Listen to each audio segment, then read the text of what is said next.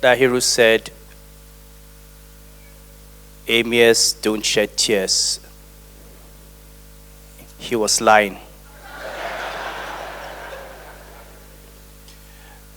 Or at least I'm the living proof. Yesterday I was at this event in Abuja. By the way, the Lagos show is much longer. It was more complete.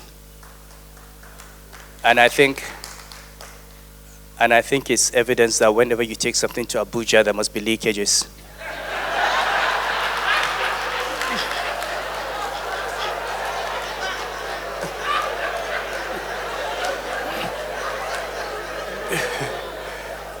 Because there are a few people here who were with me in Abuja yesterday, and this is a completely different show.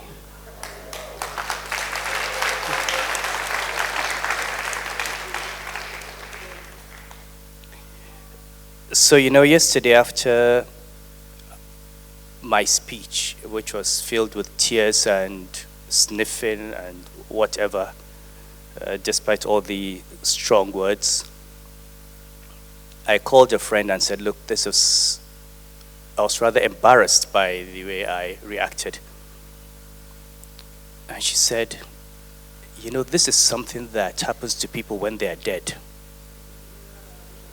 And I can imagine what it feels like to sit down and watch your life being told through the eyes of other people.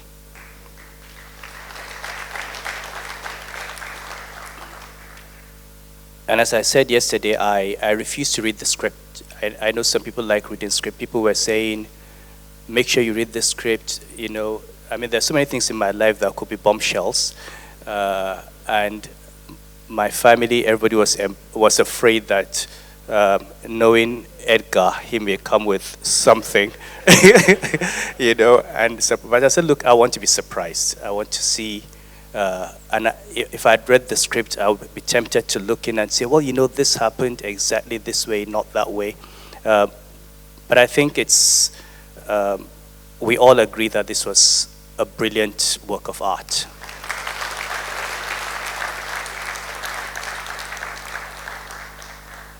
And it's up that we're here in Lagos. And as the play says, when I left Kano, my first choice, my destination was going to be Lagos. Of course, I was in transit somewhere in some villages in Nasarawa before the court released me.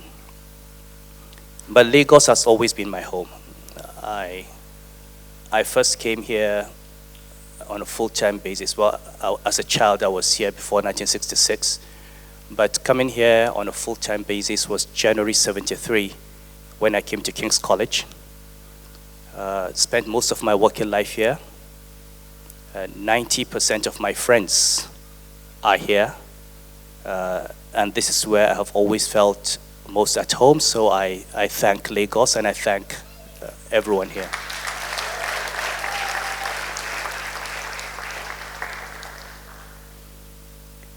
Now, naturally, I imagine, given that this is a play about me and about my grandfather, there would need to be some discussion on how we view these events in our lives.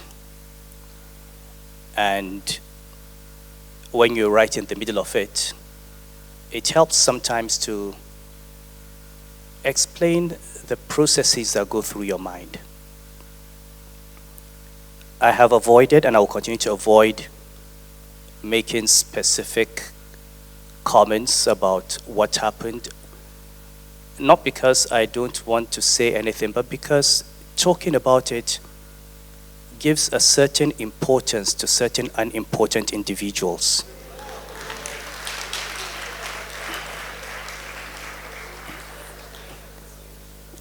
The reality is, as I said yesterday, if you go back to Greek philosophy and to the Stoics,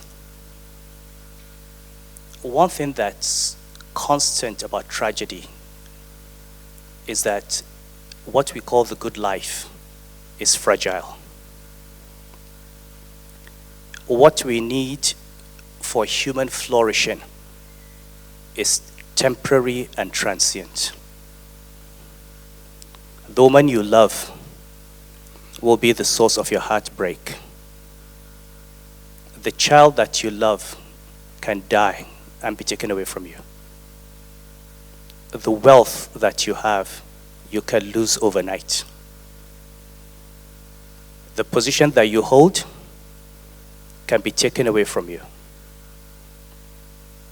Anyone who does not understand that these things are temporary and transient is doomed to grief, to anxiety, and to fear.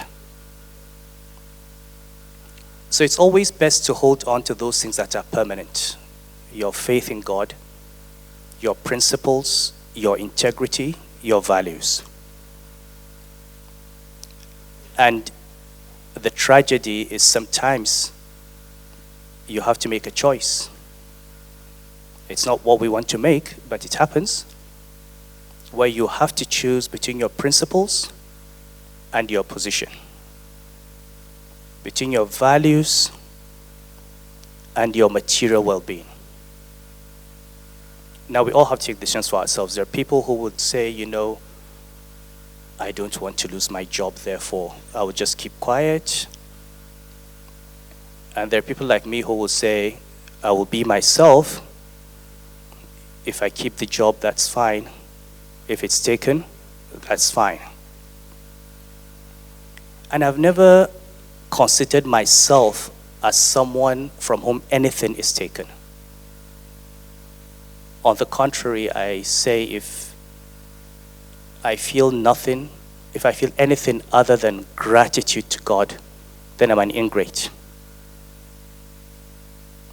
I see my life not as, people say, he was suspended from central bank, he was dethroned as emir, but I see my life as a series of transitions, as a series of gifts.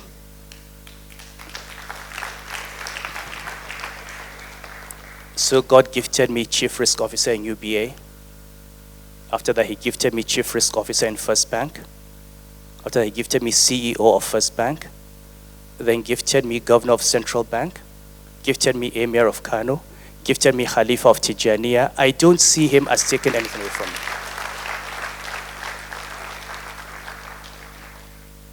And these things, what is important is throughout these things to hold on to those constants that you hold dear and to be yourself. I look around, I can see Carolina, who was my staff in UBA. We've got people at Edo Peter side who was my prefect in King's College. The most cruel prefect, by the way.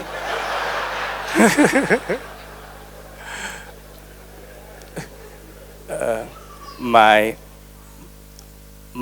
brothers, Ike, Herbert, Kola, Karim. And what I take pride in all the time is all my friends would say that I am the person they knew 20 years ago, 30 years ago, 40 years ago.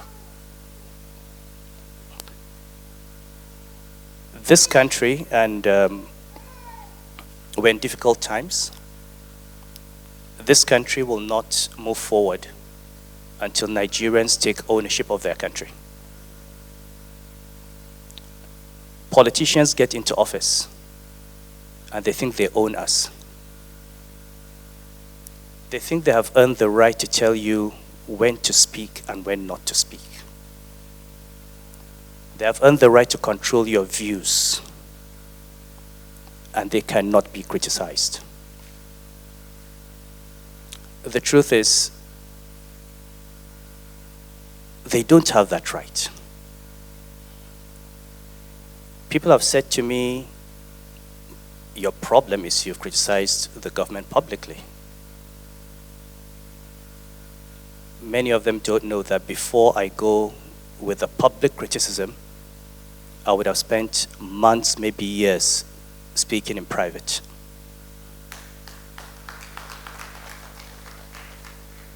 So when people talk about me and the whole missing money thing in the central bank, I tell them I never made public the question of my suspicions of missing money. I wrote a confidential letter to the president as governor of central bank in August. I expressed my concerns. Nothing happened. The letter leaked after 5 months. It was not me who announced it. But once it was out, I had to stand by my letter and own my position.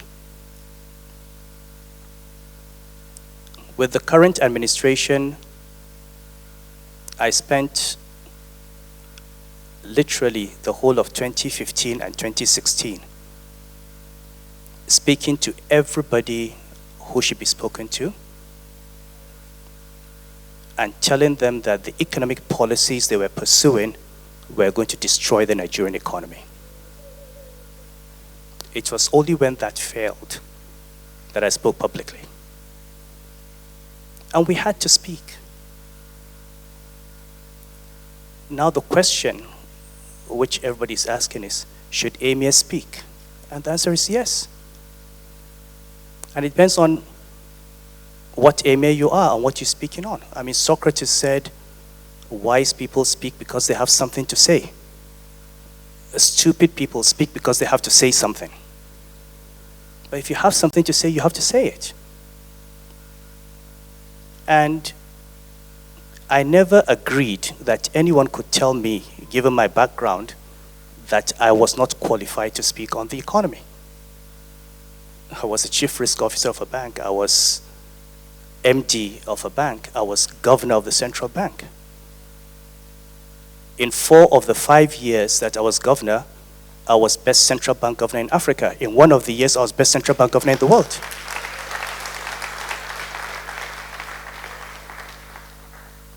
And I say, if we all go into public service and we have a record, we should be proud to point to that record. And I'm ready. Anybody can look at what was the rate of inflation under me, what was the exchange rate, what did I do with the payment systems, what did I do with the banks? And if we spent all those years putting in our best to build this country, we have a right to speak when we see other people not doing the same thing.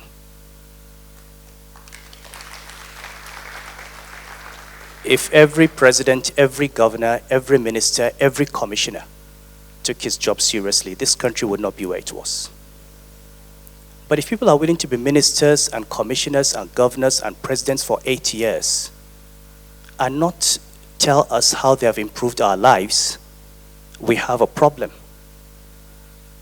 And we have to tell them that that is not why they were put in office. So we do have challenges. My own position was no position would stop me from expressing my views.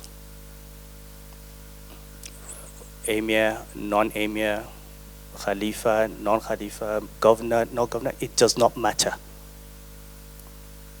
We have to continue speaking up for this country, and we have to continue asking politicians to do the right thing. And for the politicians, 7 years ago, people thought they had 8 years. Then they had 4 years. Now we're talking about how many months? Maybe some of them will soon realize that even the power they had and the position they had was temporary. In a few years, in a few months, in 1 year, many of those people will be out on the streets here. They will not. They won't have the office. They won't have the power. And the only thing that is left is the record. What did you do when you were there? And if all you can point to is that you harassed people and oppressed people, and, well, that's fine if that's what you want for yourself. But for most of us, we want something more important and more fundamental. So I'd like to thank Duke of Shomolu. And I don't want to embarrass my friends, but you see Herbert and Ike there? In every time I have difficulty, I pick up the phone and call them, and they're there.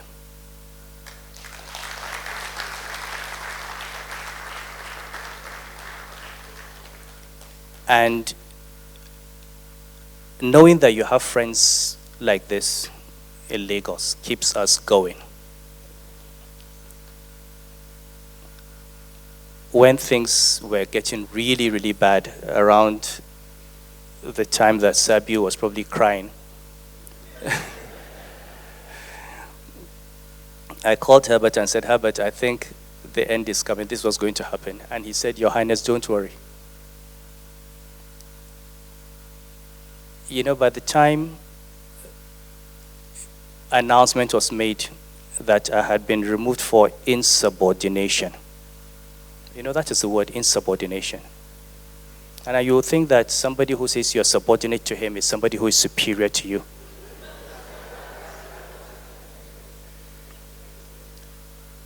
You know, and like I said in Abuja, I have my record of service. My father has his record of service. My grandfather has a record of service.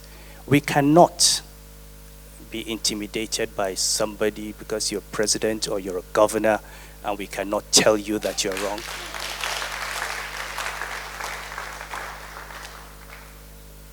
We've chosen different paths. And I said yesterday, and I'll say it again, if I had gone into politics, at least given the people that have succeeded in becoming president in Nigeria, I could have been president. Or I could be governor. So that I choose not to go into politics does not make me a subordinate human being. And this is what we all have to learn as Nigerians. We take too much rubbish. And we're all too afraid, too much in our comfort zones.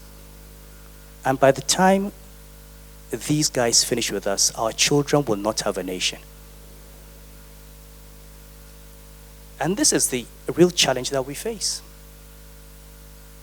How do we stand up?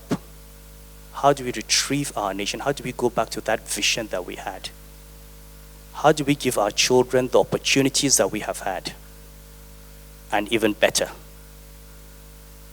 And this is the question that each of us must take with us. And the only way to do it is, if you're not in politics, you must hold those in politics to account. It's not a comfortable situation to be in, but believe me, when people are incompetent and they don't like you, you wear their dislike as a badge of honor.